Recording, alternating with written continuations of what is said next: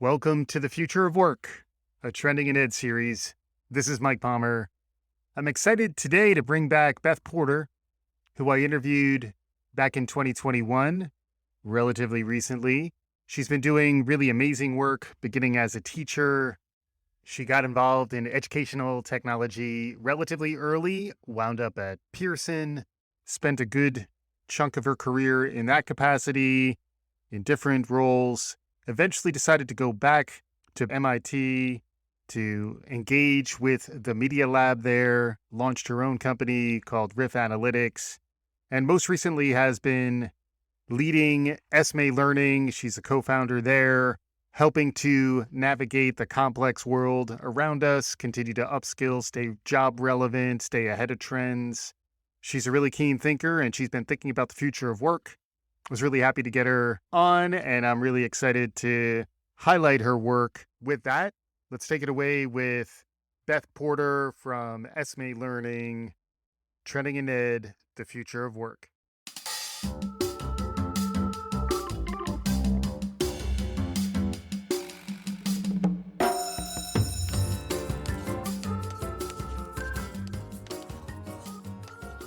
Welcome to Trending in Education. Mike Palmer here. Very excited today to be joined by Beth Porter, who is the president, COO, and co-founder of a company called Esme Learning. She's got a really interesting background in product and technology and education and all sorts of interesting things. I'd rather hear it directly from you, Beth. Welcome to Trending in Education. Oh, thank you, Michael. I'm really glad to be here and excited to have this conversation. I'm hoping we can cover a whole bunch of stuff that's going to be fun and interesting for your listeners. Yeah, absolutely. We always begin by asking for our guest's origin story. So, in your own words, what got you to Sure. this point in your professional life? Yeah, I have no idea. I'll tell the story nonetheless. I started in my career as a teacher. I worked as an instructor in college and in high school teaching mathematics. And I was really I was really I love math. I studied in college and I just felt like a lot of natural enjoyment from encountering that subject. And I really thought that I would do that forever. Yeah. Yeah. And what I discovered about teaching about myself is that I really enjoyed all of the interaction. I enjoyed actually the social space of learning, Hmm. interacting with my students, interacting with my colleagues, really trying to make learning an active process where we were all learning together while we were teaching. Yeah. What I found was that a couple things were true. One, my eagerness did not translate into eagerness for other people in my departments all the time. They're like, Yeah. oh, I'm here as a date. I'm just checking in. I'm doing my job and I'm going home. And Yeah. they just didn't have as much enthusiasm for the creation process. And then the second thing was that I really just was not excited about the administrative aspects of schooling. And it turned me off the teaching as a profession at that time. So I found my way into software in the way that you only hear about in tales, but this really did happen to me, which is that I looked for a math software job by searching on the words math software on the internet. Yeah. A nascent internet at that time, but nonetheless, open resource that you could browse and explore. And I found a company called MathSoft, literally. Yeah. And I was browsing this at my husband's office, and the building that housed this company was across the street, and I was looking at it. Wow. So I thought there was something that maybe spoke to me about that moment. Kiss me. Yeah. Yeah, I better go pursue it. So anyway, I was there for 11 years through management buyout and acquisition, Mhm. a whole bunch of interesting transitions. I learned everything there was to learn about software engineering. I started from the bottom. I was in tech support, that lowly place where you learn all of customer pain. You learn why they care about your product and that they're really passionate about it and they really want to be your customers. Yeah. And so I learned both the very positive sides and the negative sides, and that really helped me get the grounding that I needed to become a good product representative. I look back on both my teaching, which is is about empathy, Mm. and my time and support. I think about it a lot Yeah. and draw from it all the time Mm. when I think, how am I going to build the best product? How am I going to have the best experience? How am I Yeah. going to have a successful interaction with the people that I work with now? It's a pathway that opens up frequently from support into product. And now product is also getting much closer to support functions in Yeah, organizations rather than, right. only have these laboratory setting focus groups. It's Right. also take some inbound calls from your actual It- users. So yeah, that makes a lot of sense. yeah. Yeah. And we use that. We take techniques from support and use them in customer discovery and in our Mhm. modeling and all that. So Yeah. anyway, I was there for a long time. I worked at Pearson in the technology division at a time of really huge growth of technology at Pearson, which was very formative and like Yeah. gave me a lot of skills.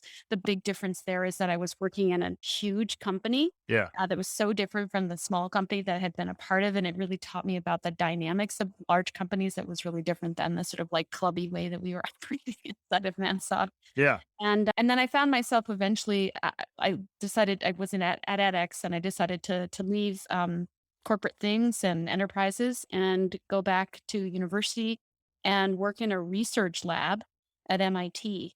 It Mm. was completely accidental, not a planned activity at all. Yeah. But I ended up there working for Sandy Penland in his human dynamics lab at the Media Lab at MIT. Wow. Yeah. And that is how I got started on the road to entrepreneurship. He was himself a huge advocate of things spawning from university and actually becoming things Yeah. and then just languishing inside of university settings. And he's himself been a founder in many companies. And so he encouraged me to come out and do some interesting entrepreneurial work. Yeah. And that's what led to Riff being founded, RIFF. Can That's you right. talk quickly about that? Yeah. So before we get into Esme, which is the whole thing, the first company that I founded with Sandy and two other co-founders was Riff Analytics. We were really interested in the foundational research that had been happening at the Human Dynamics Lab at MIT, which was all around how people interact with one another. We started with physical interaction. We had people wearing actual physical badges on their bodies that had, a microphone and a Yeah. proximity detector. Like the Andy Circus ping pong balls from Lord of the Rings. You're actually so we were actually instrumenting humans, like, Right. Right. this is it, right? Physically. Put a Yeah. put a thing on and then walk around, Yeah. talk to people, do things, and then we'll measure that and we'll see what the interaction pattern looks like. And from there, we were really interested in virtual experiences. Online learning was a parallel effort being done in that team at the time. And we were like, oh, this is maybe we should take this technology, put it inside of a video platform where you're kind of already an instrumented environment anyway. Yeah. See what we can learn from online interaction that may be the same or different from in-person interaction. Mm. And so Riff was born. We do instrumentation of video and text chat environments. We study the interaction patterns. We study communication, both verbal and nonverbal. So nodding, Yeah. Michael is nodding while I'm speaking. So things like that, sentiment, we combine in all these sort of different things that you can learn from the video and text chat environments. We model conversations. We give that feedback to people to talk to them about what we observe. And then we allow that sort of self-awareness to help germinate a new set of behaviors or reinforce ones that you're happy with. You're like, oh, Right. I have a great relationship with Michael. I Mhm. see that relationship in this data that I'm getting as objective feedback. I think I'll just keep doing it. Or, ooh, I have this really Right. great relationship with David. Oh my gosh, look at how many times I interrupted him. And look how off kilter we are. So it just, Yeah. It's that's the whole, fascinating. That's like a yeah. whole nother that I do try to have guests back on. With 3 visits, you get your own trending in education refrigerator magnet. So I think we may need to do a return engagement to Sure. riff about riff because especially if you're giving that feedback in real time, that's super fascinating to me because I know some types of feedback can increase your cognitive load and or cause you to get into a spiraling effect if you can't course correct. So my wheels are spinning. That's amazing that you built it, but that's a tease for maybe a future Yeah. conversation. We did want to get into a little bit more about what Esme is. Can you catch Yeah. us up on what Esme Learning is? Yeah. Esme Learning is a online service provider. We create professional courses for people who are really, we don't actually care where they come from, but typically they're mid-career folks who are interested in technical topics, who are trying to upskill or reskill themselves for a correction or direction change in their career, or to start new enterprise and Yeah. entrepreneurial endeavors. We are really focused on the sort of the boundary between technical topics and business because we see a lot of value, not just in like the straight skill development that's needed, like learning how to code Right. or learning how to do data science at a low level. And then maybe not just the very often abstract and not totally applicable business skills development that you might have going to business school, but really the intersection of those two things Yeah. where technical and business meet and allow professionals in modern settings to make better decisions as a result of learning these topics together. Yeah. Yeah, it's fascinating. And it is something we talk about a decent amount on this show, 21st century skills to pay those 21st century bills. Yeah. And with inflation where it is, you need your skills to continue to get better. And that was where I thought Esme was in a really interesting space. We also like to quote Wayne Gretzky, skate to where the puck is going. Yeah. It does seem like a lot of the skills and competencies are to give an edge to someone who's already maybe a little bit forward thinking. There's courses on the blockchain. There's things to be learned about managing through digital disruption, which is Mm. probably the new normal. Like the new normal is it never Yeah. becomes unchaotic again. And also, it seems like your career, you've skated in that direction as well. Can you share some of your thinking around skills and competencies and where, mid-career or any point in your career, how you can stay ahead of the curve a bit? And maybe that dovetails with some of what you're doing at Esme. One of the things that people often forget is that this is always combination activities, right? If you're doing a skill in isolation, that's good. Yes, if you want to learn how to be a Java developer, you should definitely learn and then practice repeatedly the skill that is developing in Java. No question about it. But if you're trying to actually stay ahead of digital disruption, that's a very different kind of activity. There you need a combination of both technical grounding to be sure, and depending on the level or the kind of job you have, you need more or less technical grounding. Yeah.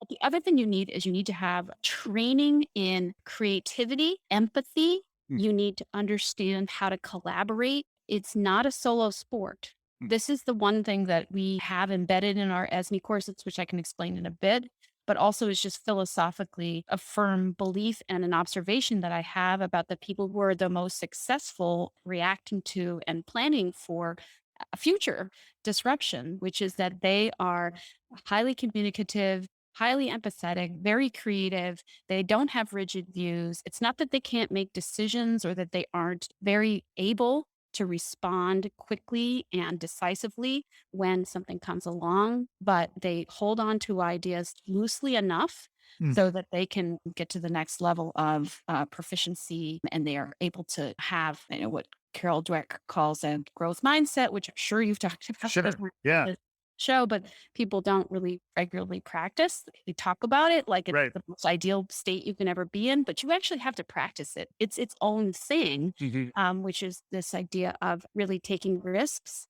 in environments that allow for that, and then to be able to practice that in more highly business oriented environments as you go. Yeah. So that's all the stuff that I think we don't spend enough time Mhm. helping people learn so that they can develop all these situational intelligences that you need to respond to digital disruption. Yeah, it makes a lot of sense. And then it sounds like there's that blending has to happen somewhere. And now that you're, really leading a learning company, you gotta, think about how do you blend that in? How do you build in the soft skills component, the social emotional component? As my listeners know, I get social emotional, baby. Oh, I'm gonna stop doing that at some point. Uh, Whitney's still gone too soon. But the idea that that needs to be taught, but it's going to be taught through a digital format. What's your experience been like in terms of the digital delivery of this, and then particularly the digital delivery of soft skills and social emotional competencies? It's in the word, I'll just say that, which is it's social.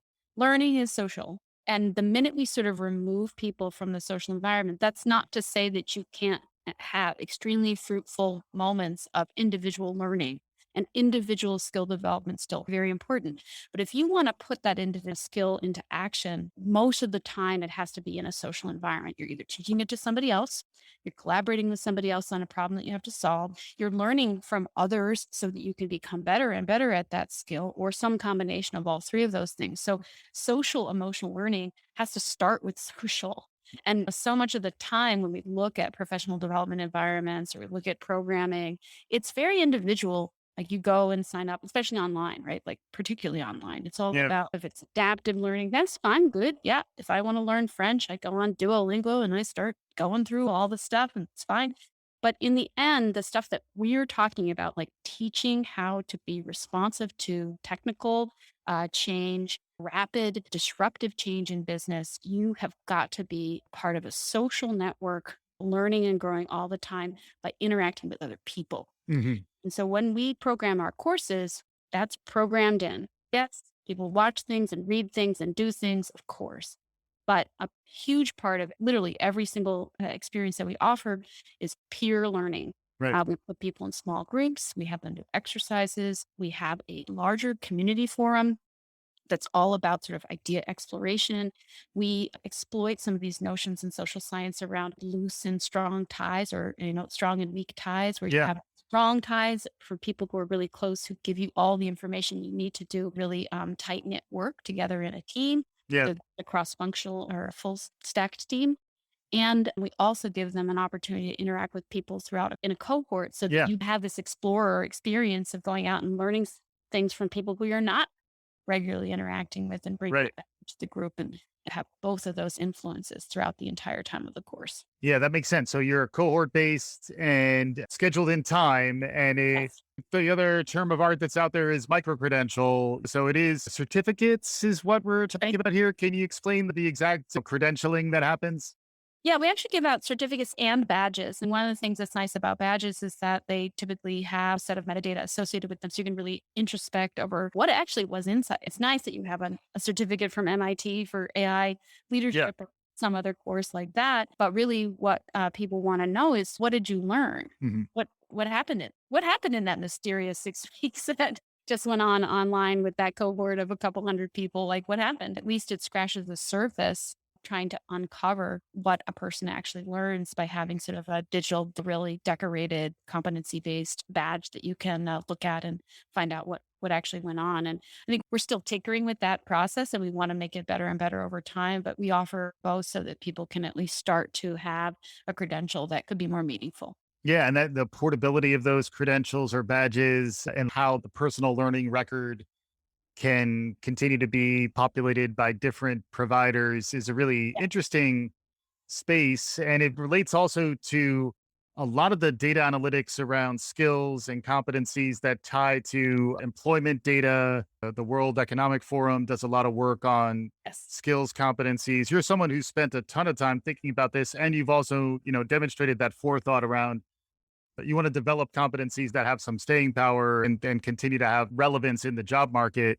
What's your perspective on the current state of the skills ecosystem and maybe some thoughts about where it may be heading? I think the skills ecosystem still lacks one really fundamental thing, which is this notion that your skills are still something that you get individually measured on all the time. And yet, the way that we work and the way that we actually achieve value inside of business environments is by being collaborative and working in teams. Mhm. And yet, it's just not reflected. And people, actually, it's not even just that it's not reflected. People look upon it with great suspicion. And it's just like socially not acceptable yet to have a credential that's associated with a group Group work. company, Yeah. right? Mm. Like you can have a grade if you've gone to business school or Yeah. observed it from afar. You know that half of the reason why people are in business school is to work collaboratively with others, to build a network, Yeah. to have like business associations sometimes for life, right? Right. It's working collaboratively and then also drinking collaboratively is the other component of business school, at least historically. Yeah. Socially, Yeah. right? So Yeah. Yeah. the social part, but then, Yeah. the professional and the social, they go together, like it or not. I mean, this is how business is done. You have to Yeah. have social components, professional components, collaborative, communicative. Yes, of course, there are many places that operate very hierarchically, but at the end of the day, whether that is a very visible component of a workplace or sort of a shadow workplace where work really gets done, Yeah. and among these people who have these very tight, trusted social, professional relationships, that is not something that we ever credentialize or we ever value or we ever talk about as being important. And yet it is absolutely the glue Mm. of a successful organization. Yeah. And we should practice it as a skill. And then we should laud it and find a way to credentialize it as an ongoing sort of development of your professional self as you go through. Yeah, that's really interesting, especially, circling back a little bit to the riff concept. If there are ways in which you could be somewhat quantitative or at least rigorous in terms of how you measure good action and how you flag and ideally course correct for inappropriate behaviors, because it does feel like we are hypersensitive now to toxicity. Yeah. And if there are ways in which we could identify like the early indicators of it, and also understand that it's just like a healthy social environment, a place of psychological safety is a shared feature of an environment. At the same time, if things are toxic, that is something that everyone in some way needs to think about, where they have any autonomy or any influence over trying to steer towards a better culture. I'm really glad you brought up psychological safety because it's actually one of the foundational principles of how we develop Riff in the first place. And in fact, I'll just say Riff is embedded in most of the ESME course experiences because we wanted to have an environment in which people could practice being together, working in collaborative groups, get feedback for themselves, learn, grow, develop in this other dimension, not just the things that we're explicitly teaching, but these other components of how to be successful and how to have mindset shift happening while you're doing skill set shift. But psychological safety is really important because one of the things I think that is a mistake that we were on the verge of making was making anything about the riff environment punitive or judgmental. The thing that was really important to us as a forever principle for the whole company is that it's always something that is formative, Mhm. that is transparent to all participants. Mm. It's not something that can be leveraged against you. And Yeah. it's something that's supposed to be growth oriented. Yeah. So Yeah. when we give feedback to people, the feedback goes directly to the person Mhm. or the participants in any particular scope or context. Mhm. If you and I and two other people were in a riff meeting, all the feedback about that meeting goes to all of us. Yeah. And it's not like manager gets it, Right. some other higher authority gets it, we get it. Mhm. And that also means that we are collectively responsible for the outcome. Mhm. And it's not just I'm the person who doesn't speak up, so it's my Right. responsibility to speak up. It's that it's our collective responsibility to make sure that the team is successful together, that you have good engagements. And that way Mm. you create an environment in which the expectation is this is a group activity. We are responsible for ourselves as a group. We're responsible for ourselves as individuals, and we're going to work on all of those together. Yeah. And this is what the transparency that's a tangible measurement allows you to start to broker a conversation around. Because Yeah. otherwise, it's really hard to confront somebody to say, I think you're an interrupting jerk. But if you have a score that says, "Ooh, yeah, Yeah. A little bit. odd interruptions there," the visibility and the awareness, then it just becomes a little bit more, it's a little easier to have the conversation. Makes a lot of sense. One of the trends I've been watching over the years is feedback. As feedback gets better, or as a friend of the show, Steve Jordans, likes to call it feed forward. It's more about advice for future behavior rather than critique of past, Yeah. but it's using past behavior as a flag to say, hey, you want to steer in a good direction moving forward. That seems like something that should be possible nowadays, perhaps in ways that Yeah. hasn't been true over the last 20 years, which is the lion's share of my professional life, has been trying to understand what's just now possible. What's really amazing now is so much more stuff is just now possible. It can be built and in market much faster. And you now have experience coming out of the media lab and now founding a couple of companies. Can you talk about how things have changed and what it takes to be entrepreneurial, to get new things going in this wacky day and age that we're living in? I think one of the things that's undervalued as a first step in anybody's entrepreneurial journey, because they always say, oh, you got to get your pitch right, you got to raise some money, and you got to make some tech and get a friend or whatever. I actually think that people spend less time actually talking to other people about their ideas before they go out and start to try to do something. And I would say this is also for career development. One of the things that I learned early on is that you can't talk to enough people because what you're trying to understand is something about yourself through that conversation. Yes, of course, you want to try to give something back as well. But the whole idea of going out and talking to people in the adjacent field, in something you're interested in going in, somebody who's kind of higher up in their career development than you are, Yeah. or whatever it is that you start to run up against the bumpers of the thing that you might be interested in. And then it allows you to figure out what's my next. And maybe I don't really want to be an entrepreneur because I didn't totally realize what would be involved in Right. incredibly complex dam, having to be both the total inventor of this thing and then also the person who talks about it constantly and of course raises money and also runs an operation. It's Yeah. actually insane. Yeah. Like that anybody's successful doing it. It's sort of amazing. You should know yourself and know whether that's a possible direction. And if you have an entrepreneurial sort of bug, just knowing how much of that you can do and how much of it you're going to need partners to help do with and for you. Mm. And talking to people is going to help you understand that. Yeah. Even if you're not, like, let's just set entrepreneurship aside, even if you're just trying to upskill and reskill and figure out where to go from here, wherever you're going. Yeah. Again, I feel like we undervalue the conversation Mm. as a way to help gauge what your next thing is Mm. and talking to people about what their experience has been and pulling all of that anecdotal information in and build your sort of like next self, right? And then Yeah. learning, you got to learn stuff and Right.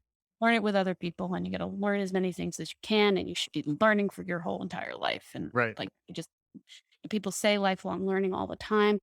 I just can't overemphasize how important it is to always think of yourself as a learner, no Yeah. matter what.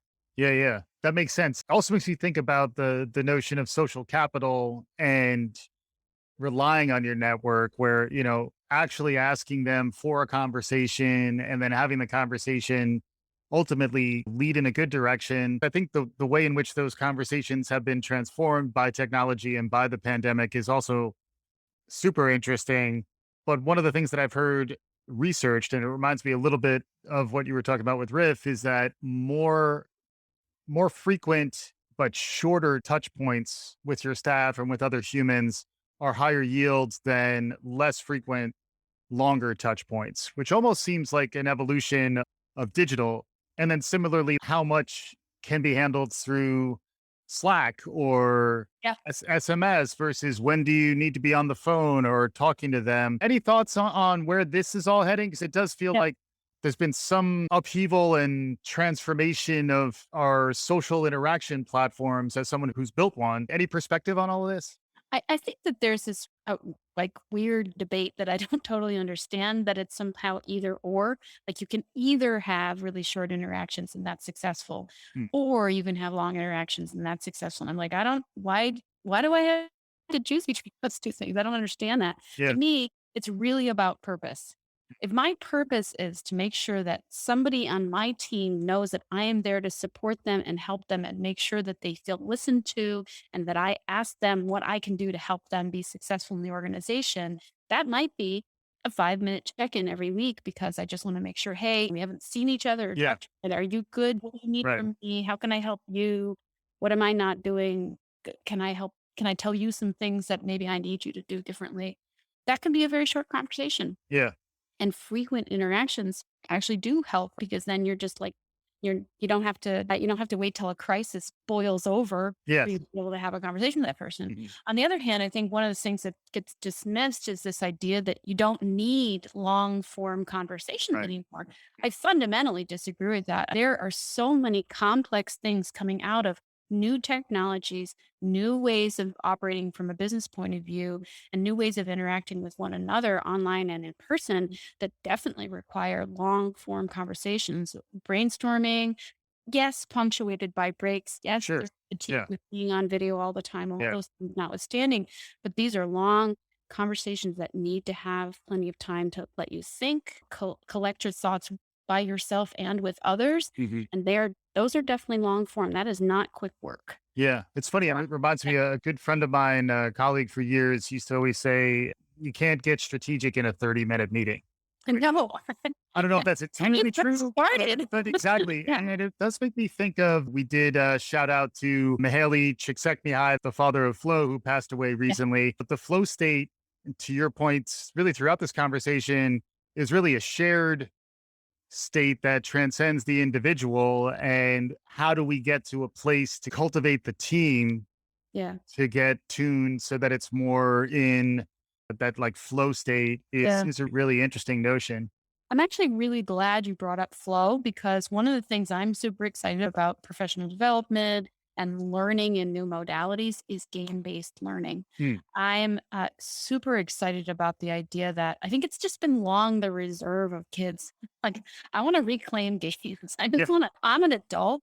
I'm I'm good. I love games. I'd love to be able to have that as a mechanism for learning. And I just think that the game environments are Hmm. becoming so much more sophisticated. And there are so many social games Yeah.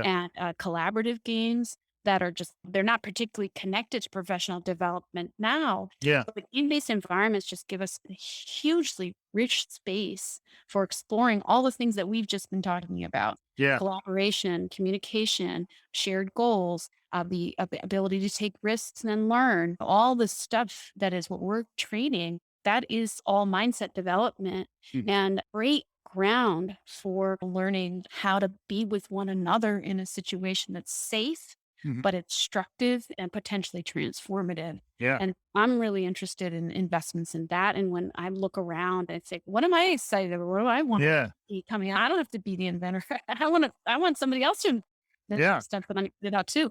I look at game-based professional development, game-based learning as a place that's underdeveloped and people talk about it. And I don't know, mostly in the context of VR, Yeah. but I think that just immersive games where you have really tangible, rich, meaty problems to solve with others is a really great space for learning. Yeah. That's interesting. Even the escape room way Yeah. that was going and the Yeah. idea that it's an experience, shared experiences was something that was all the rage prior to the pandemic. And then it Yeah. became about social distancing. And then even that social distancing led for ways to feel more proximal And digitally, which is really interesting. This is now where we could put on our goggles and begin the virtual experience part of the conversation. I'm only kidding, but where do you see things headed? Are there any trends or larger yeah. waves that you think are worth paying attention to?